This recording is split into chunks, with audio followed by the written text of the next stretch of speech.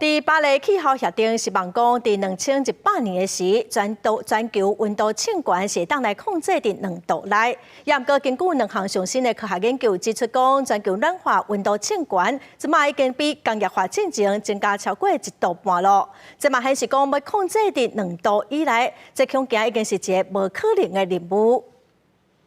美国南达科他州部分地区已经雨势砍掉，一条暴风雪系统这礼拜会向东部刷动，伫芝加哥落几寸悬的积雪，也安尼可能会有冬季暴风雪警报的发布。美国正努力应应寒冷的天气，也毋过对整个地球来讲，破纪录高温才是真相，也代表这是真无好的消息。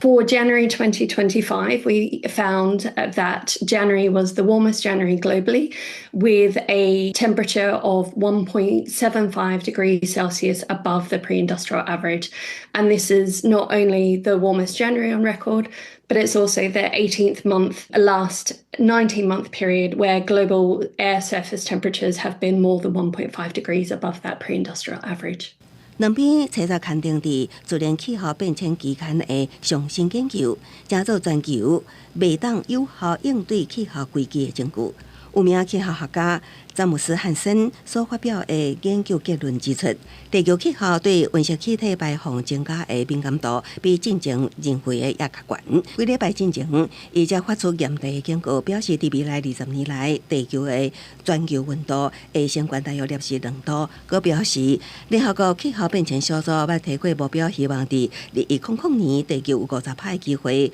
会当将暖化控制伫摄氏2度以内。不过，伊表示，这已经是无可能实现的愿景，2度C的目标已经死啊。另外一篇由德国气候学家贝瓦卡所发表的研究是利用真实世界的气候资料加气候模型，发现第一个突破温度临界值的，但1年份落地平均温度达到同款临界值的第一个20年间。结论是，照这个趋势，会当确定2024年会是升温摄氏1.5度的第一个20年间。Tackle the root cause, so massively and rapidly cutting our emissions of greenhouse gases. 虽然真侪科学家表示，只要随快速减少碳排，就会当避免程度恶化。不过国际气候行动行真慢，实现的机会亲像愈来愈无希望。美国总统川普就任头一个行动，就是要提出巴黎气候协定，包括阿根廷、甲印尼在内的其他国家也准备要提出。另外，联合国定定的测查提高减排新目标，200个国家中也只有10个国家遵守。公视新闻黄文林编译。